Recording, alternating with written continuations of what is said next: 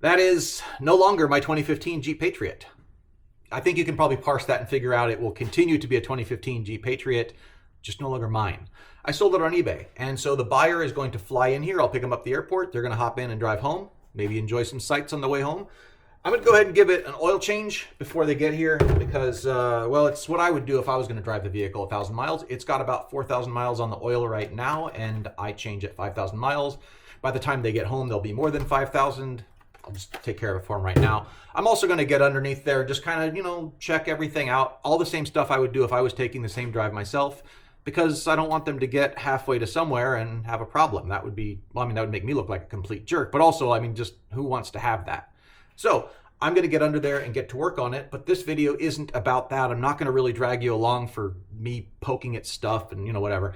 The point of this video is really answering the question and talking about when the right time is to move on from a perfectly good car, because it's a perfectly good car. It does everything I want it to do.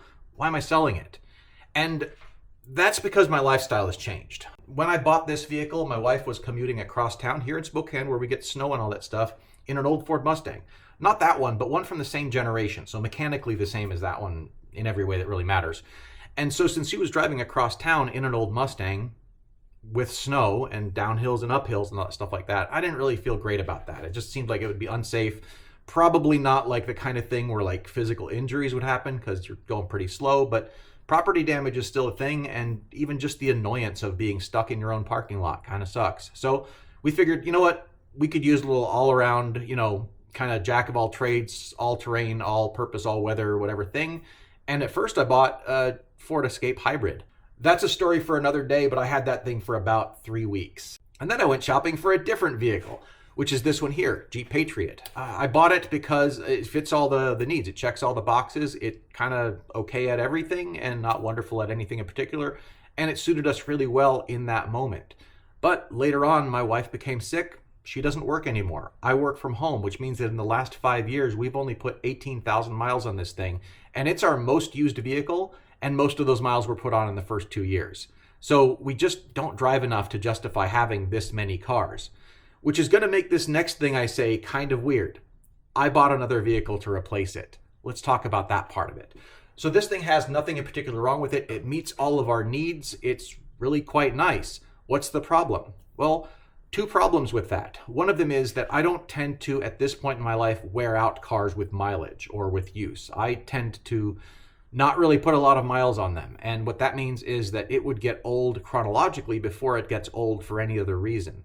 At some point, it's going to start being harder to get parts for these particular cars, meaning like in the year 2035, for example, it's going to actually probably be a little bit difficult to keep maintaining a 2015 Jeep Patriot, for the same reason that nowadays there's actually not a lot of Dodge Neons in junkyards anymore. Like, they've already fallen apart and been, scrapped and recycled and whatever. So if you have what seems like a fairly recent car, right, like a Dodge Neon or something like a Hyundai Scoop or a Hyundai Accent even, a bunch of those various different kind of just utility cars that you would think there'd be millions of them, but they all kind of died around the same time and they all kind of went to the recycler around the same time.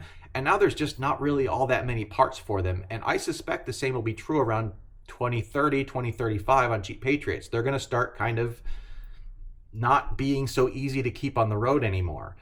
And not that this thing is falling apart, but time kind of has its effect on everything.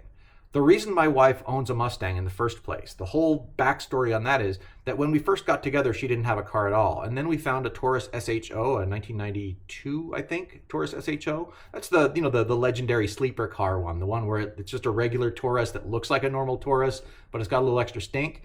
We got her one of those things. I restored it really well. I made everything on it work, and I discovered in the process that there's some parts you just can't buy for those anymore. And this was, 12 years ago. You just couldn't buy certain parts. Like the timing belt tensioner, doesn't exist. People were fixing that by drilling and tapping the old tensioner and then putting a bolt with a lock nut through the tensioner to tension the belt, and then you'd have to go in like every 1,500 miles or so and retension your timing belt, which, not my jam, personally. That's not what I'm into.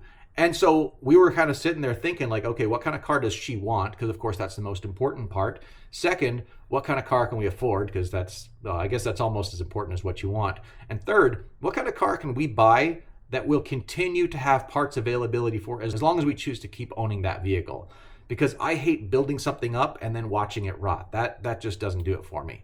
Now, if I build something up and we're using it and we use up everything it's got, that's fine. In my mind, that's kind of like the difference between eating all the food in your fridge versus all the food in your fridge spoiling. One of them's just fine and the other one's a bit of a tragedy.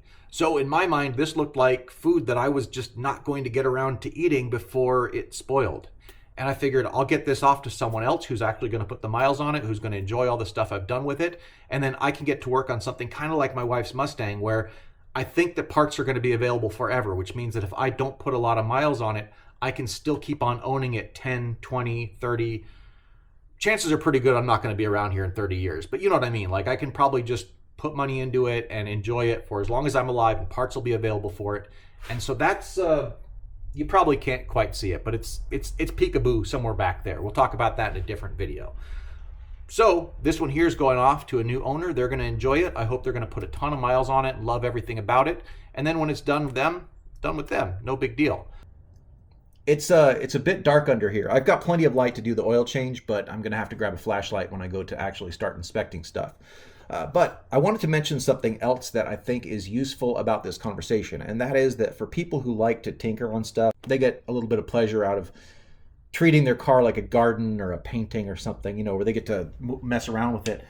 At some point, if you keep going, you get to the point where it's not that good anymore. You know, like if you're building a car that's like a race car or something like that, but it's also your daily driver, at some point it stops being a very good daily driver. You know, you go too far, and you can do that in a few different ways. One of the ways that you could possibly do that is by just doing the race car thing, right? You start making compromises that maybe make it faster around the track, but it stops being quite so good at the grocery run, and then it kind of sucks, you know, and then you no longer have a good car. Now, there's thankfully not a whole lot of gack on that, so that's pretty good. I mean, I've been doing good maintenance on this, and it's been a good running Jeep, so I don't expect any gack on the magnet. And just so that you don't think I'm cheating, no gack there either. Just a little tiny bit of, just a little bit of black soot or whatever, you know. But yeah, no glitter, no gross stuff. Anyway, so yeah, at some point you modify something too much and then it sucks. You might even modify it so much that it's not even good at the thing you modified it for all you know. The other way you can do that is not as bad, I guess, but you might modify it so it's so nice you don't want to use it. You know, like it's so nice that you don't want to park it overnight certain places. You don't want to take it in certain parts of town. You don't want to take it in certain kinds of weather. You don't want to take it down certain textures of road, or you simply don't want to put the miles on it. You've just made your car into an art project instead of being a car. And I think I'm pretty good at riding that line. I think I've made functional vehicles that don't stop being functional because my aesthetic is to make something be as functional as it can be. And with my pink car, I'm probably about at that limit. There's some stuff I'm still doing on it as budget allows. In fact, I'm actually going to take it in a different direction in the future. There's something I'm going to be doing that's going to make it more utilitarian, believe it or not. But in this car here, I've made it as utilitarian as I can. Like the modifications I've done to it have all been cautiously done to make it as useful as it can be. And if you'll excuse me a moment, I gotta get this gunk off my hands. That's gonna drizzle for a little while. So wrapping that up, the point is that this car here is kind of at that point where I do still have some refinements it's going to go through. It's still a project for me, like it's still an art project or whatever you want to call it. So it's going to still get some stuff, and of course I'm going to bring you along for the ride. The next video I'm making on this thing here is going to be about a battery relocation, because I got this little guy right here. It's going to go hide in the back of the car. And yes, that thing actually makes as much power as the big old stock battery does, because technology has changed in the last 30 years. So yeah, that car is still getting some stuff going on with it. My 4x4 Ram truck, it's as good as it needs to be. I don't need to change anything about it. I'm not going to mess with it just to mess with it. And then, of course, my wife's car, it's awesome. I'm not going to mess with it just to mess with it. A, because it's her car, and B, because it's already awesome. Like, it doesn't need anything done to it. And so, as someone who likes to tinker, that dovetails into the, I would also like to have a vehicle that I can just do stuff with for 20 or 30 years, if I am granted that long, and not worry about parts availability. And so with that, I bought myself a $500, which I'll reveal in a different video. So that gives me the car I can tinker with, because I enjoy tinkering with cars. It gives me a long-term car that will outlast chronologically the miles I put on it, because in the near future I'm probably not going to be putting any more miles on any car than I am now.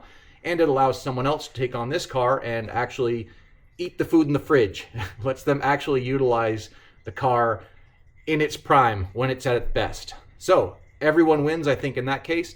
I'm going to miss this thing a little bit, because it is a heck of a nice little runabout and it does everything we want it to do, but it's going to have a good life where it's going, and I'm happy it's going someplace that's not going to get any rust, because it's going to Southern California and they don't get rust down there, so it's going to last as long as this guy wants it to last. Anyway, I'm going to get back to changing the oil on this thing. It looks like it's pretty close to done piddling down there. Thanks for watching.